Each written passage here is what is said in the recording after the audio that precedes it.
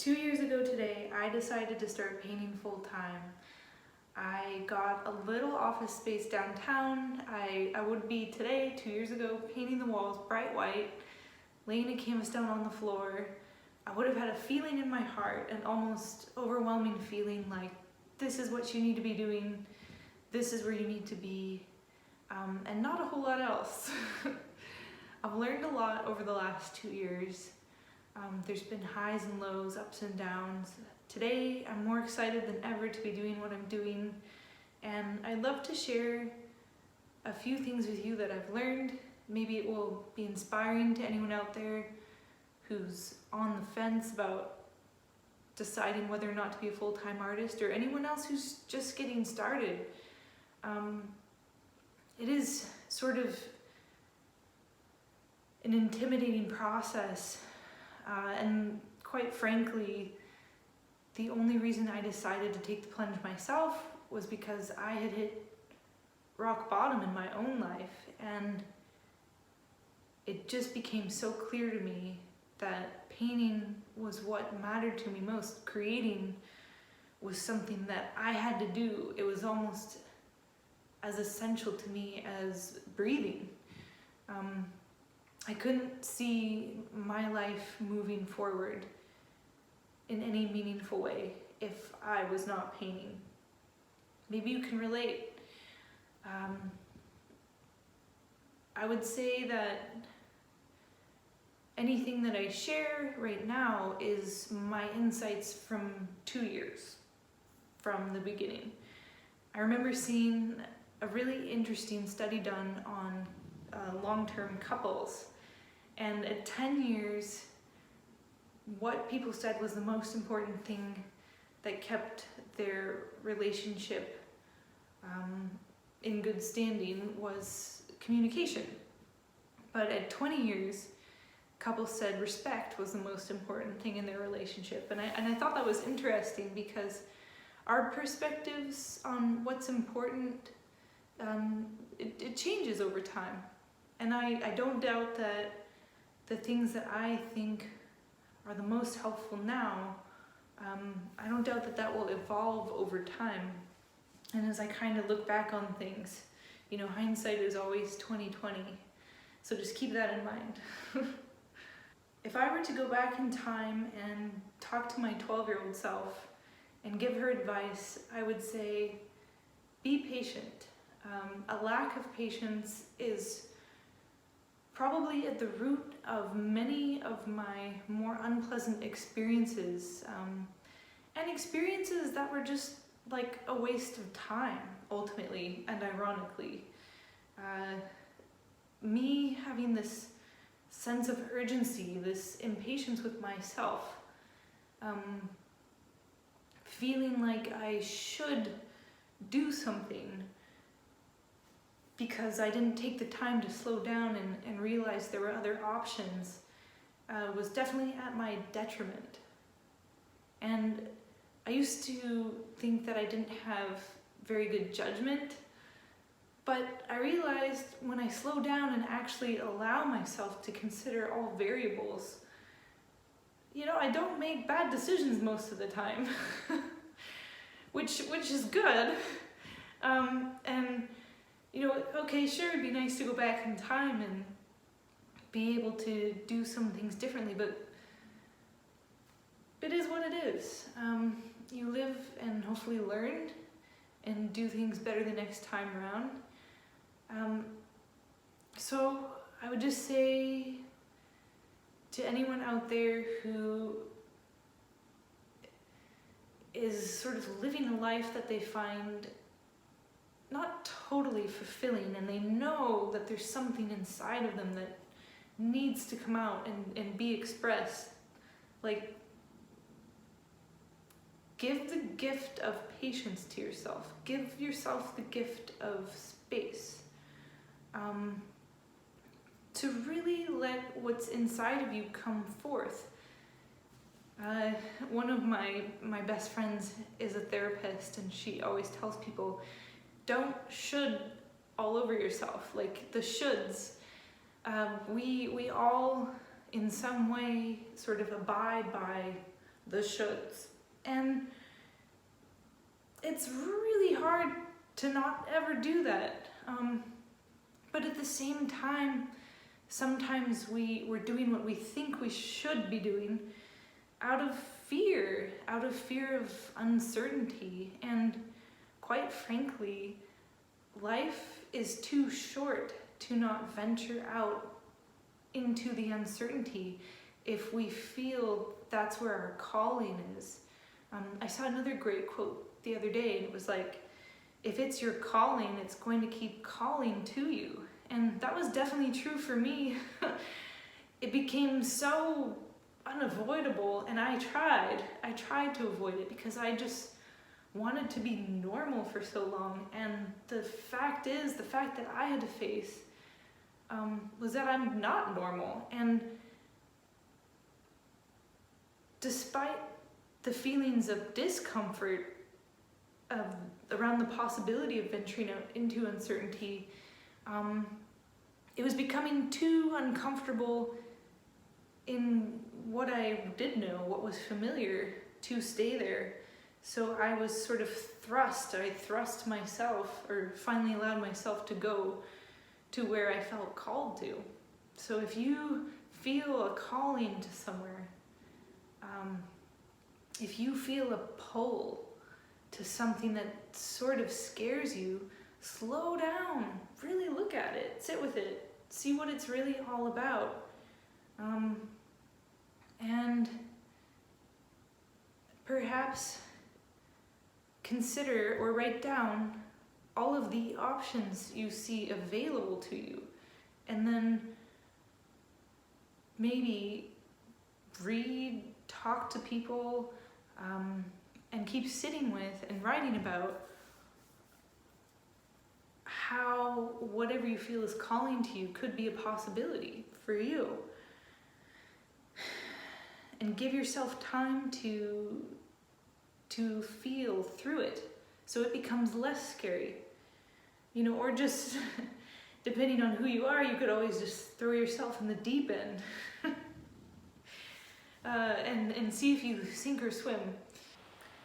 Another thing I would say to 12-year-old me, or even 30-year-old me, would be to identify and eliminate all sources of self-sabotage. So if I think about being impatient with myself, and I sort of grab the tail of that and take it back further, like what is the source of that impatience? I go to my childhood, and I go to situations with my father, who I love, who was impatient with us, who was impatient with himself, who was impatient with the world around him. And this was a man who was like a world-class athlete, ran a 4-minute, 4-second mile when he was in his early 20s, who was teaching me how to play sports, and we would go skiing, and I had this very real, very visceral feeling like, oh my God, I'm gonna be left behind, literally, because my dad would take off and I couldn't see him sometimes, and I would be alone on this mountain, and sometimes it was snowing and you couldn't see anything. It was just like a whiteout, and that's very scary when you're a child. So I think of situations like this one where I'm like, I would always make decisions and feel like I had to just do things quickly, and it wasn't always in my own best interests. So I have other examples of things like this in my life. It's not just a lack of patience. Like any person, I have so many imperfections, and luckily I'm able to laugh at most of them. But sometimes they really do, or they can, sort of be in the driver's seat, and you're sort of in the passenger seat, whether you realize it consciously or not, and your life or the decisions you're making are suddenly taking you in a direction that's not actually that good for you. So something I think is totally crucial before you take a path like being an artist where 99% of people who do this are going to be vulnerable is to make sure you have tackled anything that you do that holds yourself back. It's like the world is living life is hard enough on its own without you like stepping on your own feet, So it's worthwhile to, if you can, get back to the source of whatever it is that you do, whether it's addictions, whether it's like poor time management, whether it's bad diet choices that rob you of your energy, or anything. Look at those things and sort those things out. If you can before you take this path, or maybe art will help you deal with these things. But you have to be mindful. So I guess mindfulness is really the key here. Mindfulness combined with a desire, like having a clear idea of what your desires and goals are. So that will help you be able to prioritize and not self-sabotage and work towards your goals without wasting much time. Something else I would suggest you become aware of, if you're not already aware of it, is to understand your risk tolerance. So I mentioned that there have been highs and lows. Like, I would say around the 6 month to into the first year and a half mark, I started out with modest savings, and I knew I had enough to give myself like a year, like giving it my all for a year before I kind of like ran out of money if I didn't sell anything. But I remember just having this feeling like, oh no, I'm not gonna be able to keep going. I'm trying my hardest to sell my work, and maybe I'd sell one and then 2 months of like nothing. And I distinctly remember walking from the office space that I got to my car, which I parked like a mile away, and I just started bawling, and I was like walking to my car, just bawling my eyes out, thinking, oh my God, I'm gonna have to get a job. This is terrible. Like, I'm gonna lose this momentum that I feel. And I loved that feeling, like, things are starting to, get some traction, and I can't lose that. I can't stagnate or feel like I'm regressing. Like, and I started talking myself off a ledge. I was like, okay, it's not the end of the world. Like, you can figure this out. You can pivot. And keep moving forward. You just have to like adjust your sense of balance. And my risk tolerance, it wouldn't have been as high as it was had I not had as much desire as I had to be doing what I was doing. So I sat and I thought of new ways to reach people. I just stuck with it. But not everyone is going to be able to get through that in the same way. I talked to some of my artist friends who are artists part-time because they can't let go of having a steady paycheck, or they're in a situation where they can't. They have other people that depend on them that they have to support. So that would be too much risk, for their particular situation. And other people have a higher risk tolerance, and they'll go into debt, they'll spend every last penny they have, and they won't break a sweat. I guess I'm somewhere in the middle. But that's a good thing to have a sense of before you get into something. Like, this can be part of a business plan that you make. Basically understanding who you are and being able to set up coping mechanisms or ways that you can pivot that help you pursue this path. And that way you don't feel like all of a sudden, like the Roadrunner in Bugs Bunny cartoons, where you've suddenly like run off the ledge, you've run off the cliff, and you look down and, oh shit, like, set up things, do future you favors by setting up things, understanding yourself and understanding where you might be and how you might react to particular situations, and having things in mind, having options in place for you to look at when you get there, so that you're not stranded, you're not alone, you're not freaking out because you're not sure what exactly to do. And make sure that you do have a business plan, and that you do set goals for yourself. As part of that business plan, like, it's really important to be organized. This is a business. I don't know any artist who is successful today who is not organized. So it's really important.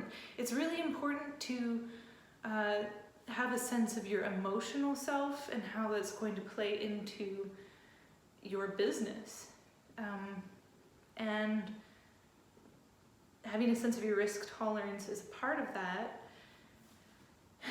And also having a sense of how organized you are in the first place. And how organized you want to be, because there's more tools now than ever that can help you stay organized, or things that you can delegate to someone else, especially as you start to make it, whatever that means to you. But you need to know who you are, and you need to know how fear affects you, how risk affects you, how success affects you. And you may not totally know that now. You may not totally have a sense of how you might react or respond to things. Sometimes being out there, putting yourself out there in ways you never have before, reveals that to you, and you learn about yourself. That's another thing about running your own business. You definitely get to understand who you are more than probably any other situation, is when you are your own backstop. Because you don't have a steady paycheck unless you are doing art part-time or in the evenings or on the weekends. Like, everything you make is through your own hands, and it can bring out the best in people, or it can bring out the worst in people, or it can bring out both at different times. It all depends. So sit with that. Think about how you can put things in place for the future version of you, future you, to help you when you hit roadblocks, stumbling blocks. Think about other things as far as on the business side. Are you going to just do a sole proprietorship, or are you going to form an LLC? I formed an LLC because I thought that would be the best for what I was trying to accomplish. I came up with an accounting system for myself to keep track of all my sales and my time. So something I do is, since I've started doing this since the beginning, so for 2 years I've been keeping metrics, how exactly I spend my time. And how does that compare against how I want to spend my time? So I keep track of how much time I spend on marketing, how much time I spend doing research and gathering reference materials. I keep track of how much time I actually spend just painting. And I keep track of digitizing images, how long it takes me to get supplies, whether it's paint, canvas, driving a painting to a photographer so I can have a high resolution photograph taken, which is something else I would definitely recommend doing of your work, especially the pieces that are popular or you're really proud of. Get really good photographs taken of those, because you don't know necessarily, or maybe you do, how you want to use that down the road. Do you want to get prints made, or just have them in your portfolio to show a gallery or buyers down the road? Like, it's a good idea, I think. But keeping track of how you spend your time is really helpful, because say you do make it, you're super successful, or you're getting there and you think about how you might want to delegate things to other people. You have a sense of how much time you actually spend doing things other than the work itself. And you can say, well, I have this much money that I can allocate to delegating other tasks, and it takes me this many hours to do these other tasks. Like, does that make financial sense for my business? You would have the information. And maybe you think it's more worth it for you to spend 90 or 100% of your time painting, just painting. Like, you think, well, over time, it will be worth it for me to pay someone else so that I can just focus solely on this and build up my portfolio more quickly. So just thinking about all of those things will help you become successful. A few more quick bullet points, if you will. Don't be afraid to start over. Whether it means adjusting things in your own life, moving, or throwing out a piece of art that you've made. Like, I have thrown out paintings before, and I always just feel like such a sense of relief when I have. And it's because I'm playing around, trying something new, or, admittedly, sometimes like I will spend hours on something and it just doesn't look very good. And I'll just kind of like close my eyes and put it in the circular filing cabinet. Gone for good. Actually, I read a funny story from, I think, an art history textbook. It was a friend of Monet's, and they had a mutual friend who died, and everyone was scrambling just to get a scrap of this artist's work. And the other friend went home horrified and just destroyed a portion of their own body of work because it wasn't up to their own standard, and they didn't want it out there with their name on it after they had died. And I get that. So you have to think about what you want out there with your name on it. And not to be afraid, just because you spend time on something, to get rid of it if it's not aligned with your standards. So don't be afraid to start over. Don't be afraid to throw things out or experiment, play, try new things. It's how we learn, and mediocrity is really a stumbling block, or just part of the process for pretty much all artists. Like, I don't know a single artist who doesn't produce mediocre work sometimes. It's part of it. And you learn, and sometimes you throw it out. Another thing is, don't be afraid of rejection. So when I had my office, I would hang things up on the wall, and I would put a sign outside saying art upstairs, and people would come up, and it was such a great way for me to learn how to talk about my work and to also not get offended or take anything personally. Like sometimes people would come up and they just poke their head in and just immediately turn around and leave. Sometimes people would come up, they'd ask questions. Sometimes, they were sort of like insensitive too, or they were just curious, and you just learn how to talk to people. And there was those really amazing moments where people would grab a chair and sit and really take in a piece of art, a painting I had done, and that was just, that's part of why artists do what they do, is to reach people on a deep level. So I think, those moments are amazing, but all of those moments are sort of necessary.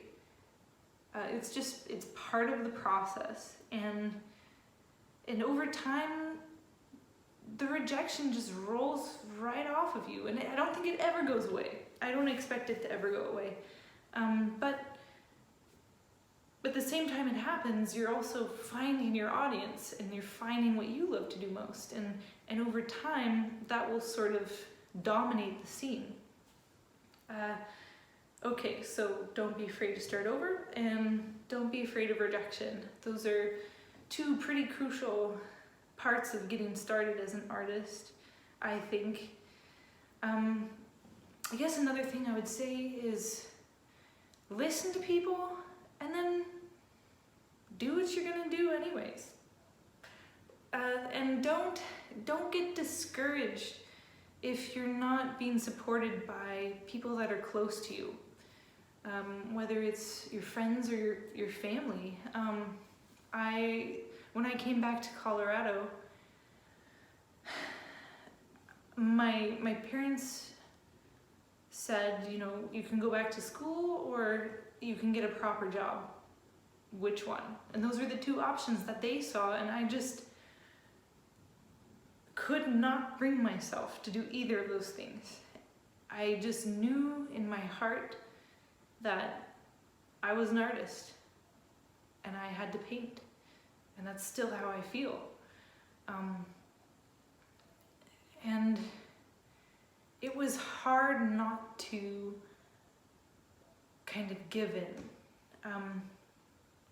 It was really hard. And, they still give me unhelpful and unwanted advice. Except, it's funny, my mom came back around after I got going with this, probably a few months in. She saw how hard I was working and how much I wanted to do this, and she actually came to my studio on the weekends, and she would stand outside and she would help usher people out.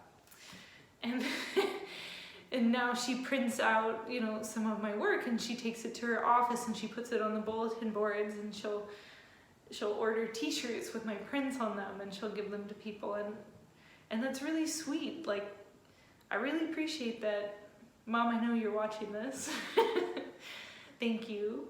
But, at first, I was alone. It was just me in my little box, and I had to figure out what I was gonna do and how I was gonna do it.